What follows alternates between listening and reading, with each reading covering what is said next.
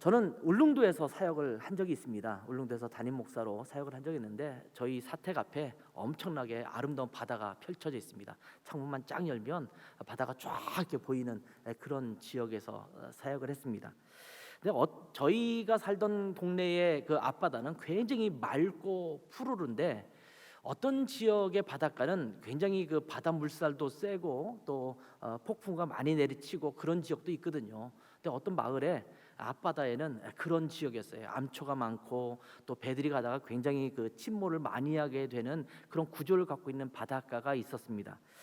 거기 보면 굉장히 종종 사람들이 이제 빠져서 조난을 당하는 경우가 많았기 때문에 그 동네 사람들은 이렇게 일을 하다가 거기에 조난당하는 사람이 생기면 누구든지 뛰어들어가서 한 사람을 건져내고 또 한 사람을 건져내고 이런 일들이 굉장히 자주 있었습니다. 그런데 이런 일이 너무 자주 있다 보니까 마을 사람들이 야 이러지 말고 우리가 좀 본격적으로 체계적으로 여기 조난당한 사람을 구해보자 이런 마음을 갖게 되었고, 그래서 이제는 아예 그 바닷가에다가 번듯한 집 한 채를 짓고 누군가 계속 지켜보면서 조난당한 사람이 있는지 배가 있는지 살펴보고 조난을 당하면 곧바로 뛰어가서 사람을 건져내고 이런 일들을 하기 시작했습니다. 하다 보니까 아무래도 좀 구체적으로 더 훈련된 모습으로 조난당한 사람을 구했으면 좋겠다라는 마음이 들어서 이제 군안하는 훈련도 하기 시작했습니다. 어떻게 하면 신속하게 더 빠르게 또 사람을 데려다가 어떻게 생명을 구할 것인가에 대한 구체적인 훈련 프로그램이 만들어지기 시작하고 굉장히 많은 사람들이 훈련받기 시작했고, 그래서 좀 더 효과적으로 조난당한 사람을 구할 수 있는 그런 상황이 되었습니다. 세월이 조금 더 지나니까 이제는 좀 조직도 커지고 그랬으니까 이제는 조직도 좀 만들자. 그래서 거기 회장도 뽑고 총무도 뽑고 이러면서 그 조직이 만들어지기 시작했습니다. 처음에 자그마한 오두막으로 이런 것들을 시작했었는데 너무 사람들이 많아지다 보니까 이제는 오두막이 너무 작은 거예요. 그래서 회의를 했습니다. 야, 이건 너무 작으니까 건물을 크게 짓자라고 해서 이제 거대한 건물을 짓기 시작했습니다. 그리고 좀 더 멋지고 화려한 구조대 시설을 만들었습니다. 구조대원들이 많아지고 시스템이 많아지다 보니까 이제는 구조대원들끼리의 교제들이 많아지고 이제는 가끔씩 서로 축복하고 축하하는 파티를 열기도 했습니다. 그런데 점점 시간이 지나가니까 이제 이 파티도 많아지기 시작했어요. 그러다 보니까 모임을 좀 더 잘 하도록 하기 위해서 조직을 또 새롭게 만들고 직위도 만들고 이렇게 시작했습니다. 아무렇게나 진행되면 안 될 것 같으니까 내규도 만들고 그랬습니다. 그리고 이제는 더 많은 구조대원들을 모집하기 위해서 신문에도 광고를 내고 이래서 더 구체적이고 훈련된 전문가들을 이제 모셔오기 시작했습니다. 제가 이쯤 설교를 시작하면서 이 구조대원 이야기를 했는데 지금 이 이야기가 무슨 이야기인지 혹시 이미 들어보신 분도 있을 거예요. 지금 이 이야기는 교회의 이야기입니다. 처음에 예수님께서 교회를 만드셨을 때 죽어가는 영혼들을 구원하기 위해서 하나님께서 교회를 만드셨어요.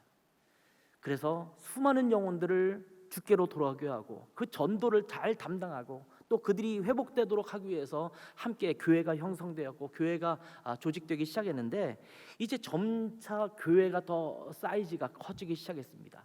좀 더 어떻게 하면 구체적으로 더 선교를 잘하고 전도를 잘할 것인가에 대해서 훈련받기 시작했고 교회는 점차 더 커지기 시작했습니다.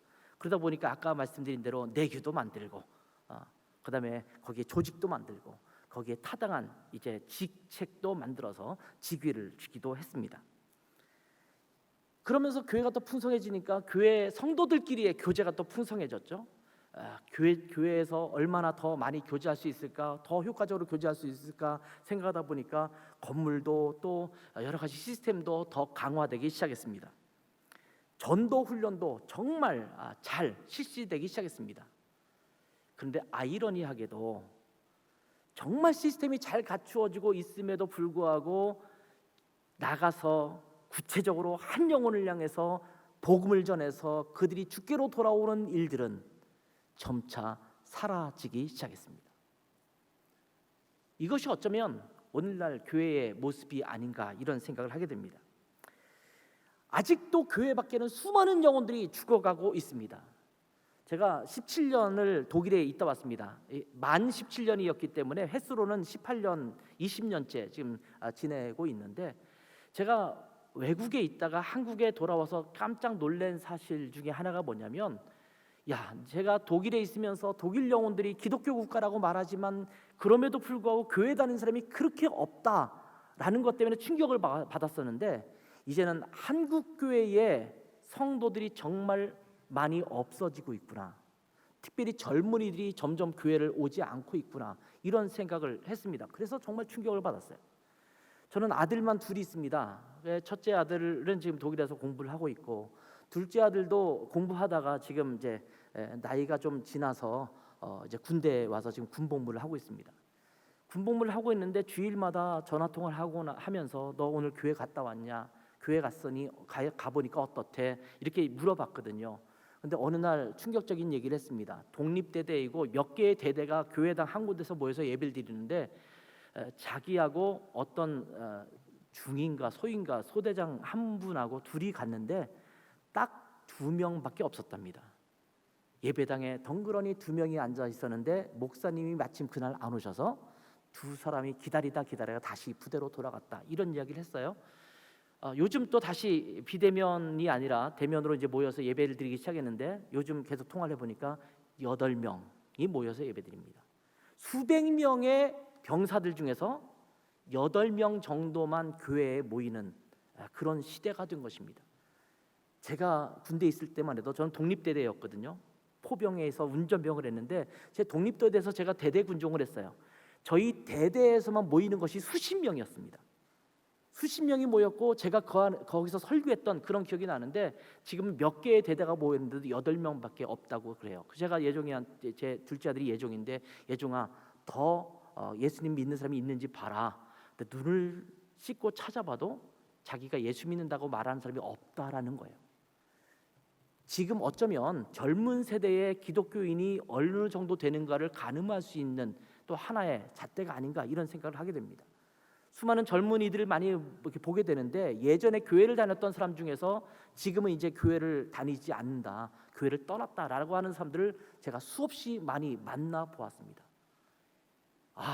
한국에 굉장히 많은 영혼들이 예수님을 모르고 예수님을 떠나서 살아가고 있는 것을 제 눈으로 보았습니다. 정말 저희가 할 일이 많습니다.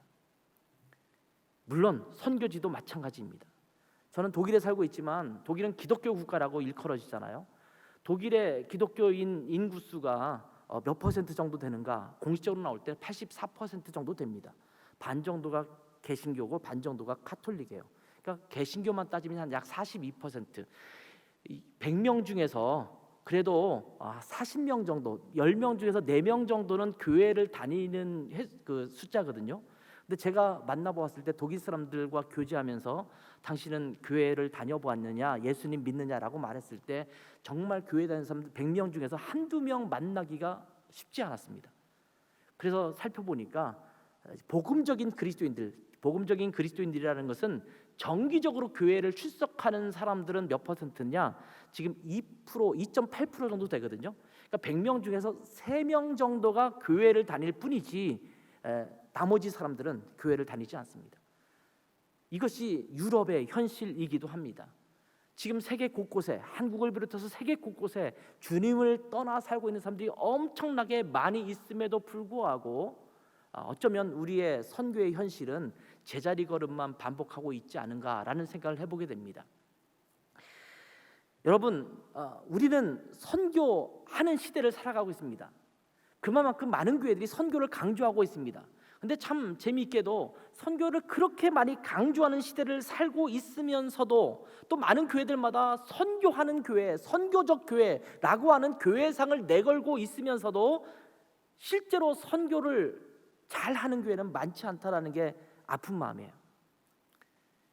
이 교회도 보니까 많은 파송 선교사와 후원 선교사님들이 있습니다. 여러분, 그 선교사님들에 대해서 얼마나 알고 계십니까? 그분들이 선교 소식지를 보내왔기 때문에 한두 번 읽고 끝나는 것 말고 정말 구체적으로 그 선교사님들에 대한 관심을 가지고 그분들 위해서 정말 눈물로 기도하면서, 어떤 때는 너무 궁금하니까 그분에게 연락도 해보면서 제가 기도하고 있는데 지금 어떤 상황입니까? 라고 교제하면서 그 선교적 필요를 물어보면서 함께 동행하면서 선교하는 분들이 몇 분이나 되십니까? 어쩌면 그 일은 선교회가 맡아서 할 일이고 선교 회원들이 해야 될 일이기 때문에 나는 관심 없다라고 말하면서 관심 갖지 않는 분들이 아마 많을지도 모릅니다. 근데 정말 내가 선교하는 교회이고 선교하는 사람이라고 한다면 정말 구체적으로 관심 가져야 돼요. 주보에 나와 있는 우리 교회에서 후원하는 선교사님, 우리 교회에서 파송한 선교사님, 이분들에 대해서 좀 더 구체적인 관심을 가지고 기도하고 그분들의 필요를 묻고 그분들이 사역하는 데서 어떤 것들을 우리가 도와야 될 것인지를 물어가면서 함께 선교에 동역하는 교회가 돼야지만 복음이 구체적으로 선교지에서도 전해질 수 있는 것이거든요. 근데 많은 교회들이 그냥 캐치프레이즈 정도로 내걸고 기도하는 정도, 제가 기도하는 정도라고 해서 죄송합니다. 그 기도만 한다는 말씀을 드리는 거예요. 기도는 정말 중요하지만 기도에는 반드시 기도에 상응하는 행위가 따라야 됩니다. 그것이 진정한 기도거든요. 근데 입으로 하는 기도에서 그치고 또 매달 얼마씩 후원해 주는 것으로 그치고 많은 그런 것으로 우리는 다 선교를 하고 있다라고 말할 수 있는 그것으로 그쳐서는 안 된다라는 말씀입니다. 여러분, 선교는 누가 하는 것입니까? 누가 선교사입니까? 저는 예전에 진흥원에서 오랫동안 일한 적이 있습니다. 그래서 저도 진흥원에서 일할 때, 옛날 둔산에 교회가 있을 때 진흥원에서 강사로 나와서 여러 번 강의를 하고 교사 강습회 때 했던 그런 기억이 나요. 근데 어느 해인가 여름성학교 주제가 나도 선교사라는 주제를 갖고 있었던 그런 적이 있습니다. 나가 있는 선교사님들만 선교사가 아니라 이 자리에 앉아있는 나도 지금 선교사다라는 말입니다. 저는 독일에서 한인교회 사역을 했습니다. 한인교회 사역을 할 때마다 사람들이 많이 질문하는 것이 있어요. 아니, 선교사님은 왜 하필이면 독일 가서 사역합니까? 독일은 기독교 국가 아닙니까? 기독교를 알지 못하는 수많은 다른 민족이 있고 다른 국가가 있는데 왜 하필이면 독일 가서 사역을 합니까? 근데 저는 인생을 살아가면서 제일 안 되는 것 중에 하나가 뭐냐면 제 마음대로 하는 거예요. 제 마음대로 사역이 안 돼요. 제가 어느 교회에서 사역하고 싶다고 해서 그 교회 가서 사역하게 되는 게 아니잖아요. 내가 어느 나라에서 일하고 싶다고 해서 거기서 사역을 하고 싶다고 해서 그곳에서 일하는 게 아니더라고요. 하나님의 사람들은 하나님이 보내신 곳으로 가서 사역하는 것이 하나님의 사람이거든요. 그래서 제가 그거는 할 말이 없어요. 하나님이 나를 그곳으로 부르셨다. 그러니까 그곳에서 사역하는 거죠. 두 번째 질문이, 그럼 좋습니다. 독일 가서 사역하는 것까지 괜찮은데 당신이 선교사라면 현지인들에게 복음을 전해야지 왜 한인교회 목회를 하고 있습니까? 이런 질문을 두 번째로 많이 받았거든요. 당신은 그럼 선교사가 아니라 그냥 목회자지요? 이렇게 질문을 하는 경우가 많습니다. 근데 제가 사실은 독일로 가면서도 그런 부담감이 있었어요. 나는 한인교회 목회하러 가는데 왜 선교사라는 타이틀을 갖고 가야 될까? 제가 스스로 가졌던 의문 중에 하나였습니다. 여기 한국에 있는 침례교단에서는 선교사 지취를 받고 파송받아서 가라고 그랬고, 저는 한인교회 사역인데 왜 내가 선교사라는 이름을 갖고 가야 되느냐라고 속으로 사실은 그런 마음이 있었거든요. 근데 가서 제가 1년이 채 되지 못해서 한인교회 사역하는 것이 왜 선교사인 것을 분명하게 깨닫게 되었어요. 독일에서 가서 보니까 독일 현지인을 대상으로만 하는 선교사님들이 몇 분 계시거든요. 그분들의 사역이 잘못됐다라고 말씀드리는 것은 아닙니다. 근데 그분들의 사역이 열심을 하시는데도 불구하고 선교적 결과가 또 효과가 별로 크지 않은 것을 보게 됩니다. 저도 독일 사람들에게 가서 복음을 전도하다 보면 너는 한국에서 왔지, 한국은 도대체 어떤 나라이기 때문에 네가 목사가 돼서 여기까지 왔어? 이렇게 질문하는 질문들을 많이 받거든요. 한국은 그들이 생각할 때는 유교 문화권이거나 아니면 불교를 믿을 것 같은데 너는 어떻게 목사로서 여기를 왔어? 이렇게 질문을 하거든요. 그러면서 이어지는 복음 전도에는 그들이 이런 이야기를 해요. 우리가 1000년 이상 예수님을 믿어왔는데 니네들이 믿어봤으면 얼마나 믿었다고, 뭘 안다고 우리에게 복음을 전해, 이런 태도를 갖는 경우가 정말 많거든요. 근데 재미있는 것은 얘기하다가 제가 한인교회가 있고 한인교회 목사다라고 하면 다른 관심을 가져요. 독일에 한인교회가 있어? 제가 살고 있던 도시는 드레스덴이라는 도시입니다. 드레스덴은 한국 사람들이 그렇게 많지 않은 도시입니다. 제가 처음 갔을 때는 한 200여 명, 처음에는 100여 명 있을 때고 그다음에 200여 명 이렇게 되고 지금도 한 500여 명이나 될까 말까요. 근데 그 적은 한국 사람들 사이에서 한인교회가 있다라는 것이 독일 사람들에게는 궁금한 점이에요. 근데 너희 교회에 한국 사람만 모여? 한국 사람이 모여. 근데 몇 명이나 모여? 우리 교회 성도가 한 150명 모이지, 매주 모이는 게 한 150명 돼. 그러면 이 사람들이 눈이 더 커져요. 아니, 한국 사람들이 어떻게 성도, 기독교인이 돼서 거기서 함께 모일 수가 있어? 도대체 니네 나라는 어떤 나라야? 어떻게 한국 사람이 여기 와서, 외국에 와서 교회를 형성해서 신앙생활할 수가 있어? 이런 관심을 갖거든요. 그리고 저희가 교회에서 하는 프로그램들을 소개해요. 우리 음악회도 있고 우리 이런 프로그램도 있으니까 한번 와볼래? 라고 하면 재미있는 것은 개인적으로 복음 전할 때는 잘 반응하지 않던 사람들이 교회가, 한인교회가 당신을 초청하고 당신을 위해서 뭘 한다고 하면 굉장히 호기심을 가지고 찾아옵니다. 근데 그 상황에서 굉장히 많은 영혼들이 마음을 열고 예수님을 믿고 구원받고 침례를 받아요. 그러니까 저희 교회도 한인교회지만 독일 사람들도 있고 와서 복음을 듣고 침례를 저한테 받고, 그리고 심지어 어떤 사람은 지금 한국 와서 활동하는 사람도 있어요. 한국에 와서 한국이 좋다고 하면서 한국에 와서 활동하는 친구도 있어요. 그러면서 한인교회를 이 시대에 선교지에 내보내서 한인교회를 만들어서 사역하게 하는 이유가 무엇인지를 깨닫게 되었습니다. 독일과 같은, 특별히 유럽 같은 지역에는 한인교회를 통해서 사역하는 것이 얼마나 효과적인 것인가를 깨달았습니다. 그것이 제가 독일 가서 느낀 거거든요. 근데 제가 독일 가서 사역하면서 제일 먼저 느낀 것 중에 하나는 뭐냐면, 제가 제 상태에서 독일 가서 사역을 할 수 있을까라고 하는 것이었습니다. 아베체대는 제가 좀 압니다. 왜냐하면 고등학교 때 독일어를 일주일에 1시간 정도 배웠거든요. 그래서 이히 리베 디히 정도는 제가 아는 사람이었어요. 근데 독일어를 모르는 제가 어떻게 갈 수 있을까? 제가 독일에 간 때가 40살이 넘었을 때거든요. 제가 40이 넘어서 가서 독일어를 배워서 내가 사람들에게 복음을 전할 수 있을까라는 생각을 했습니다. 그런데 하나님은 나의 약함과 연약함을 다 아랑곳하지 않고 하나님께서 부르시는 거예요.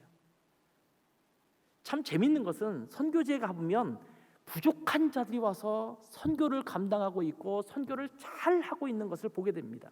하나님은 부족한 자를 들어서 쓰십니다. 나는 할 수 있고 나는 이 정도 할 수 있다라고 여기는 사람들은 하나님이 별로 안 쓰시더라고요.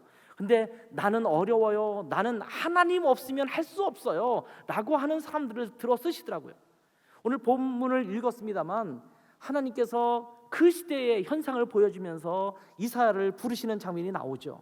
근데 이사야가 자기 스스로를 보았을 때 하나님의 일을 감당할 만한 자격이 없다고 그는 느꼈습니다. 나는 부족합니다. 나는 입술이 부정한 자입니다. 나는 연약한 자입니다. 그런데 이것은 이사야만 느낀 것이 아니었습니다. 예레미야도 나는 아이이기 때문에 말할 수 없다라고 하나님 앞에 고백합니다. 모세도 나는 입술이 둔한 자이기 때문에 내가 가서 하나님의 그 큰 일을 하기에는 부족한 자입니다, 이렇게 고백합니다. 근데 신기한 것은 하나님께서는 그 부족하다고 고백하는 사람들을 들어서 쓰시는 것을 볼 수 있습니다. 저는 나이가 들어서 독일에 갔었고 언어도 잘 하지 못하고 있음에도 불구하고 갔었음에도 불구하고 하나님께서 저를 통해서 귀한 일을 일으키셨습니다. 근데 참 한국 사람들은요 굉장히 능력 있는 자인 것 같아요. 한국 사람만큼 언어 잘하는 사람이 없다라는 것 여러분 아십니까? 한국 사람들이 영어 얘기하면 굉장히 주눅 들고 외국어 얘기하면 주눅 드는 경우가 많잖아요. 근데 제가 외국 나가서 살다 보니까 한국 사람처럼 말 잘하는 사람들이 없습니다. 미국 가서 1년만 지낸 사람들, 1년밖에 지내지 않은 사람들도 가서 만나보면 그래서 말이 꼬여 있잖아요. 입술이 꼬여 있어요. 한국 사람처럼 금방 그렇게 입술 꼬이는 사람 별로 없거든요. 일본 사람이든 중국 사람이든 외국 나가서 그렇게 자기 나라 말 할 때 이렇게 입술이 꼬이는 사람 별로 없어요. 근데 한국 사람들은 1년만 지나도 안 하고 얘기하잖아요. 한국 사람들은 발음도 잘하는 편이에요. 독일어 발음이 좀 쉽지는 않거든요. 그런데 저는 독일어 공부할 때 옆에 베트남 사람도 있었고 중국 사람도 있었고 미국에서 온 사람도 있고 여러 사람들이 함께 독일어를 배웠는데 가장 독일어 발음을 더 빨리 습득해서 잘하는 사람 중에 한 사람이 한국 사람입니다. 다른 나라 사람들은요, 이 발음을 잘 따라하지 못하는 사람들이 의외로 참 많아요. 근데 한국 사람들은 굉장히 많이 잘 따라하는 편입니다. 한국 사람들은 복음 전하기 위해서 정말 좋은 구조를 갖고 있는 사람이거든요. 한국 사람들 못 먹는 것이 없습니다. 어느 나라에 가서든지 그 나라 현지 음식을 먹으라고 할 때 웬만하면 잘 먹어요. 몸에 좋다고 하면 더 잘 먹어요. 뭐 징그러운 것, 혐오식품이라고 생각하는 것도 잘 먹죠. 한국 사람들은 뭐 청국장 같은 것도 먹었죠, 매운 것도 먹죠. 뭐 엄청난 음식들을 다 잘 먹는 편이기 때문에 어느 나라 가서도 그 나라 음식을 웬만하면 잘 먹어요. 제가 한국 가서 느끼는 것 중에 하나가 이 고수라는 게 있잖아요. 베트남이나 동남아 음식에 많이 들어가는 고수가 있는데 예전에는 20, 30년 전만 해도 이 고수를 한국 사람들에게 주면 되게 싫어했거든요. 근데 지금 한국에 와서 이렇게 먹는 걸 보면 고수를 듬뿍듬뿍씩 담아서 먹더라고요. 저도 지금은 고수를 잘 먹어요. 근데 이렇게 음식 적응력이 빠른 사람이 없거든요. 한국 사람처럼 사시사철을 경험하고 살았던 사람도 없습니다. 여름에는 엄청나게 덥죠. 이 찜통 더위를 겪다가 겨울에는 또 엄청 추운 날씨도 경험하잖아요. 눈이 뭐 하루 사이에 몇 1m씩 쌓이는 그런 산골에서도 사는 분들이 있잖아요. 그러니까 이 한국 사람들은 추위에 강하고 더위에 강해요. 아프리카 밀림에서 사역하는 그리고 생존하는 사람이 한국 사람입니다. 알래스카 같은 그런 나라에서도 참고 견디면서 잘 살아가는 사람들이 한국 사람입니다. 그러니까 어느 나라에 가든지 한국 사람들은 잘 적응하는 편이에요. 미국 사람들은 어느 도시에 가거나 어느 나라에 가면 자기들의 마을을 만들어 놓고 선교지로 왔다 갔다 하거든요. 대부분의 경우. 근데 한국 선교사님들은 유럽도 마찬가지인데 집시 사역을 한다 그러면 집시들과 함께 살아요. 땅바닥에 누워 자면서 지내면서 그런 걸 할 수 있는 사람이 한국 사람이에요. 근데 외국 사람들은 그거 쉽지가 않거든요. 함께 동화하고 함께 적응하고 하면서 그 일을 하기가 정말 최적화된 사람 중에 한 사람이 한국 사람이 아닌가 이런 생각이 들어요. 정말 부족하고 연약하고 정말 우리는 할 수 없다라고 여겨졌던 우리 한국 사람들이 이제는 전 세계에 가서 굉장히 큰 복음의 일꾼이 되고 있는 것을 보게 됩니다. 여러분은 선교사로 사역할 수 있겠습니까? 하나님이 여러분을 들어 쓰신다면 충분하게 사용할 줄 믿습니다.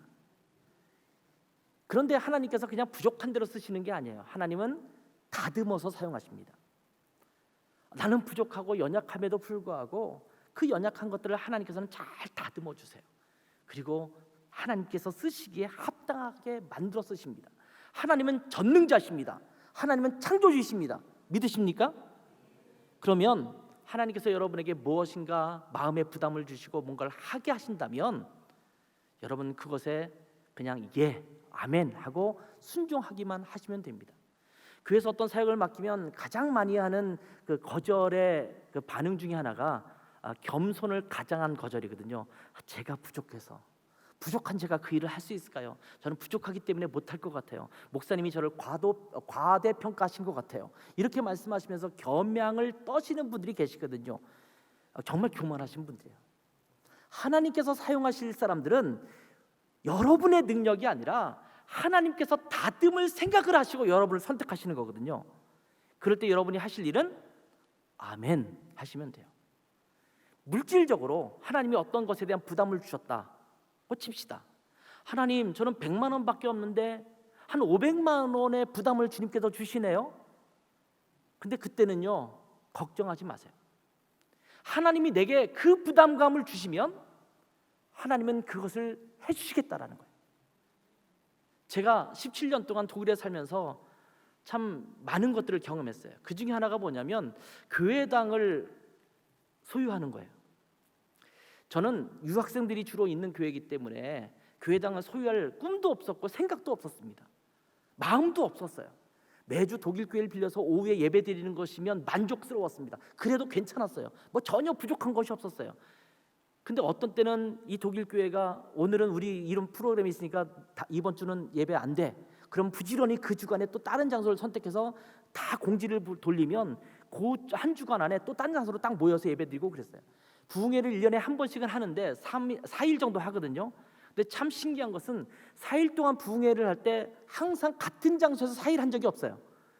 목금토일 이렇게 하는데 목요일 날은 A라는 교회에서 모이고 금요일 날은 B라는 교회에서 모이고 이래서 4일 내내 다른 장소에 모이기도 하고요. 그러니까 부흥사 강사님들이 오셔서 아니 도대체 이 교회는 매일 장소가 달라지는데 성도들이 어떻게 이게 꾸역꾸역 모여드냐 이럴 정도로 궁금해하셨어요. 그런데 하나님께서 저희에게 부담감을 주셨어요. 왜냐하면 저희가 사용하던 교회가 이제 더 이상 교회를 안 쓴대. 교회로 안 싸고 유치원을 만든대요. 독일 교회당을. 그래서 저희 보고 나가래요. 근데 저희는 숫자가 이미 150명 이상이 모여요. 그런 교회를 찾는데 독일 교회들이 예배당은 넓은데 우리 교회 성도가 더 많거든요. 그 사람들은 이 정도 넓어도 여기에 한 30명 모여서 예배드려요. 독일 교회는. 근데 우리 교회는 30명 모이는데 너희가 150명 모이면 이건 아닌 것 같아 라고 하면서 안 빌려줘요. 정말 1년을 찾았는데 교회당 찾을 수가 없었어요.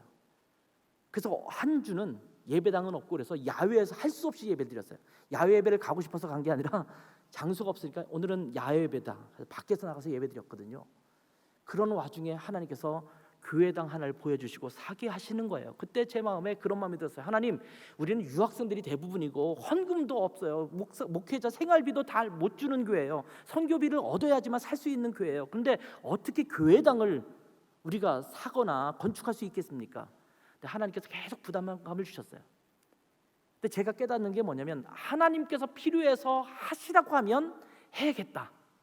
그럼 하나님께서 책임져 주시겠지 라는 마음을 가졌어요. 결론만 말씀드리면 지금 지하 1층 지상 3층짜리 건물 구입해서 독일 교회가 쓰던 것을 구입해서 그 교회당에서 정말 아름답게 잘 예배드리고 있어요. 돈이 없었거든요. 근데 하나님께서 그거를 채우셔요. 유학생들만 있는 교회인데 다행히 성가대가 빵빵했어요.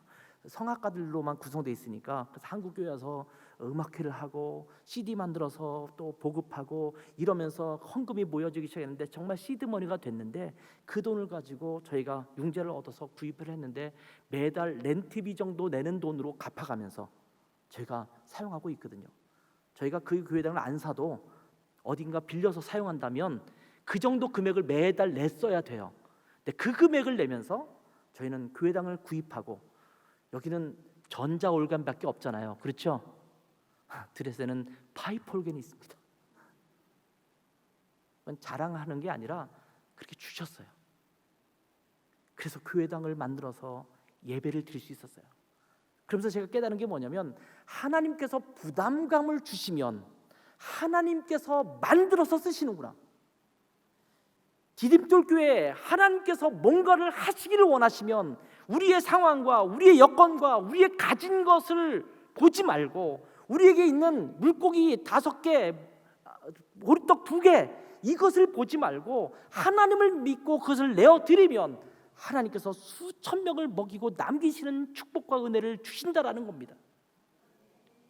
선교지에서 이런 일이 비일비재하게 일어나고 있어요. 우리 유럽 FMB 한국 침례교단의 유럽 지부에서는요, 다른 교단에서는 잘 못하는 것 중에 하나를 잘하는 게 있어요. 그게 뭐냐면 뭐 사역도 잘하고 뭐 그런 것도 잘하지만 예배당을 소유한 교회들이 많습니다. 근데 그런 교회들이 다 유학생 교회예요. 근데 돈이 있어서 만든 것이 아닙니다. 다 하나님께서 해주셨어요. 교회당을 구입하고 교회당을 갖게 하시는 것도 하나님이시라면, 필요에 의해서 하나님께서 하신다면 하나님이 하시는 거구나, 이런 믿음을 갖게 되었습니다. 레드스톡이라는 분이 계셨어요. 그 레드스톡 경이 1920년대 중반에 그 노르웨이 한 호텔에 묵고 있었습니다. 근데 호텔방에 묵고 있는데 그 밖에 있는 복도에 있는 피아노에서 어떤 꼬마아이가 막 피아노를 치는데 도저히 듣기 힘든 피아노 연주를 하고 있어요. 연주라고 하는 게 아니죠. 장난이죠. 꽝꽝꽝꽝꽝 이렇게 두들기고 있어서 너무 시끄러웠어요. 그래서 문을 열고 보니까 꼬마아이가 그냥 피아노를 막 두들기고 있어요. 그런데 어떤 한 남자가 그 피아노를 쿵쾅거리고 있는 그 소녀, 어린아이, 여자아이 옆에 앉아서 쿵쾅거리는 그 아이 옆에서 그냥 피아노 건반을 두들기기 시작했어요. 근데 신기한 것은 이 꼬마 여자아이는 아무렇게나 두들기고 있는데 그 남자가 옆에서 피아노를 치기 시작하니까 그것이 조화를 이루어서 굉장히 아름다운 연주회가 됐다라는 것을 경험한 거예요. 도대체 저게 뭐지? 저 사람이 누구지? 라고 해서 알아보니까 그 사람은 알렉산더 보로딘이라는 작곡자였습니다. 이 사람은 이고르 왕자라는 오페라를 비롯해서 굉장히 여러 가곡을 작곡한 러시아의 작곡자이면서 화학자이기도 합니다. 이게 1800년대 초반의 일이에요. 이 소녀는 그냥 장난삼아서 피아노를 치는 거지만 이 알렉산더 보로딘이라는 사람이 옆에서 그것에 맞춰서 뭔가를 곁들이니까 음악이 된 거예요. 예술이 된 거예요.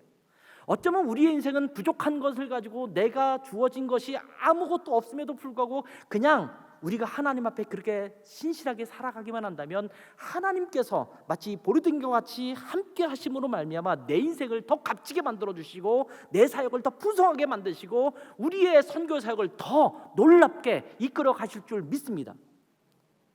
하나님이 함께 하시고 다듬어 주시면 되는 거예요.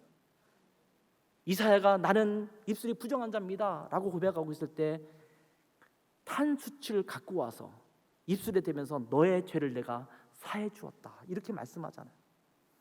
예레미야에게 나는 아이라 말할 수 없습니다 라고 말할 때 내가 너에게 할 말을 주겠다고 말씀하시잖아요. 나는 입술이 둔한 자이기 때문에 할 수 없다라고 말하는 모세에게 지팡이가 그 뱀으로 바뀌는 것, 몸이 문둥병으로 바뀌었다가 다시 회복되는 것, 그리고 아론이라는 사람을 붙여주면서 내가 너를 통해서 할 일들을 할 수 있는 모든 도구를 주시겠다라고 말씀하시잖아요. 중요한 거는 내가 하나님 앞에 예스 하느냐 아니냐의 문제지 내 능력이 있느냐 없느냐의 문제가 아니에요. 하나님은 우리를 다듬어서 쓰실 줄 믿습니다. 그런 상황에서 하나님은 자원하는 자를 들어 쓰십니다. 하나님이 아무리 나를 부르시고 나를 다듬으신다고 하셔도 나는 안 할 거예요 라고 말하는 사람들은 하나님께서 안 쓰십니다. 근데 나중에 그런 분들은 후회하실 거예요. 내가 그때 손들 걸, 내가 한다고 할 걸, 내가 왜 그때 빼서 그 영광스러운 자리를 내가 차지하지 못하게 될까? 아마 이런 후회를 하게 될 줄 믿습니다. 하나님은 억지로 시키는 분이 아니십니다. 호산나 외치는 그 사람들을 향해서 바리새인들이 저 사람들을 입을 멈추게 하십시오 라고 말할 때 예수님께서 뭐라고 말씀하셨어요? 저들이 잠잠하면 저 돌들이 소리칠 것이다 라고 말씀하잖아요. 하나님은 심지어 돌들도 사용하세요. 하나님은 심지어 하나님을 모르는 왕들을 사용하셔서 이스라엘에게 역사하십니다. 이게 하나님의 일이거든요. 우리가 볼 때는 정말 부족한 자들, 어쩌면 저 사람은 사용되지 못할 사람이라고 여겨지는 그들을 통해서도 하나님은 일하시거든요. 저는 디딤돌 교회를 볼 때 엄청난 잠재력을 가진 교회라고 믿습니다. 정말 큰일 행할 교회라고 저는 믿습니다. 그리고 그러게 되기를 간절히 축복합니다. 이 지역에는 수많은 영혼들이 이곳을 통해서 구원받고 양육되고 하나님의 사람으로 세워지기를 주님의 이름으로 축복합니다. 근데 우리가 그 일에 헌신돼 있어야 돼요. 아무리 하나님께서 하시려고 해도 여러분이 마음을 다해서 자원하지 않으면 하나님께서 안 쓰실 거예요. 이 시대에 점점 코로나뿐만 아니라 이 시대 앞으로 4차 산업혁명 시대를 맞이하면서 많은 교회들이 선교에 대해서 미온적인 태도를 갖고 있을 때 이 디딤돌 교회가 쓰임받아서 세계 선교 곳곳에 하나님의 일을 감당하는 교회가 될 줄 믿습니다. 여러분이 자원하실 때 아까 선교장님이 올해는 이럴 수 있을지 모르지만 내년부터는 다시 좀 선교지로 가고 했으면 좋겠습니다라고 고백했잖아요. 그런 일들이 디딤돌 교회에서 끊임없이 일어나기를 주님의 이름으로 축원합니다. 내가 누구를 보내며 누가 나를 위하여 갈꼬? 라고 할 때 이사야가 가만히 고개 숙이면서 뭐 나를 지명할 때까지는 내가 가만히 있겠다 라고 하지 않았습니다. 군대에서 뭐 작업할 사람 뽑을 때 자원한 사람 나와 그럴 때 전부 눈치 보면서 안 나가거든요. 그럴 때 저요, 그 귀찮은 일이고 저 하면 좀 기분 좋지 않은 일일 수도 있지만 제가 하겠습니다 라고 손들고 나올 수 있는 사람을 하나님은 기대하세요. 누가 나를 위하여 갈고? 이 시대적 사명이 우리 가운데 주어질 때마다 눈치 보고 어느 교회가 하나, 저쪽 교회에서 하지 않을까, 이쪽 교회에서 하지 않을까, 저 아무개 장로님, 아무개 집사님이 하는 게 아닐까라고 눈치 볼 게 아니라 저요 손들면서 제가 하겠습니다. 내가 여기 있나이다. 나를 보내소서. 라고 전하여 쓰임받는 여러분 되셨으면 좋겠어요. 하나님, 그 일이 필요하십니까? 제가 하겠습니다. 우리 교회가 하겠습니다. 라고 하나님 앞에 자원하는 여러분 되셨으면 좋겠어요. 하나님은 필요하시면 억지라도 그 일을 할 수 있는 환경으로 몰아가십니다. 그러나 자원해서 한다면 하나님이 더 큰 상급을 주실 줄 믿습니다. 여러분, 우리 모두는 선교사입니다. 지금 선교 헌신 예배, 선교회 헌신 예배를 하고 있는데, 선교회에 속한 회원들은 헌신을 하고 나머지 사람들은 옆에서 그냥 도와주는 게 아니라, 나가 있는 선교사님들이 선교를 하고 우리는 뭔가 조금씩 도움을 주는 것만이 아니라, 나도 선교사로서 섬기겠습니다, 어떤 형태로도 섬기겠습니다 라고 자원하는 여러분 모두가 되시길 바랍니다. 선교지에 있어서 가장 답답한 것 중에 하나가 요즘은 젊은이들이 안 온다라는 거예요. 저도 이제 곧 60이 되는데 저보다 나이 드신 분도 많고 후배들도 40대가 막내 정도 돼요. 젊은이, 옛날에 20대 30대가 막 줄줄이 나 주님 앞에 나가겠습니다 라고 했던 그 시절이 지금 지났어요. 이제 가까이에 신학교도 있지만 신학교에서 공부하고 있는 수많은 헌신된 자들 중에서 젊은 시절에 복음을 위해서 땅끝까지 나가시는 자들이 자꾸 일어나길 바라요. 이렇게 말씀드리면 여러분 또 맞아, 그런 사람들이 나가야 돼, 끄떡끄떡 하시겠죠. 거기에 플러스 여러분 스스로가 선교사로서 나가시기 바랍니다. 아멘. 겁먹지 마세요. 선교사라고 해서 모두가 다 선교지에 가서 살면서 힘들게 고생해야 된다는 말은 아닙니다. 선교사들 중에서는 비행기나 헬리콥터로 물건을 수송하는 선교사들도 있고, 현지에 가서 그냥 선교사 자녀들을 가르치는 교사 역할만 하는 분도 계시고, 행정 처리를 위한 뒤에서 서포트하는 분도 계시고, 굉장히 다양한 모습으로 하는 분들이 다 선교사입니다. 그렇다면 여러분은 이 자리에 있든 선교지에 가든 여러분이 어떤 역할을 하든 나는 선교사로서 이 디딤돌 교회에서 귀하게 내 자신을 드리겠습니다. 나는 부족하지만 하나님 손에 들려지면, 아까 보로디니 옆에서 연주할 때 아름다운 연주가 됐던 것처럼, 하나님, 제가 제 자신을, 부족한 제 자신을 드리니 하나님께서 저와 함께 하셔서 하나님의 놀라운 역사를, 풍부한 역사를, 그 귀한 열매를 만들어 주십시오 라는 마음으로 여러분 자신을 귀하게 헌신하는 여러분 모두가 되시기를 주님의 이름으로 축원합니다. 기도하겠습니다.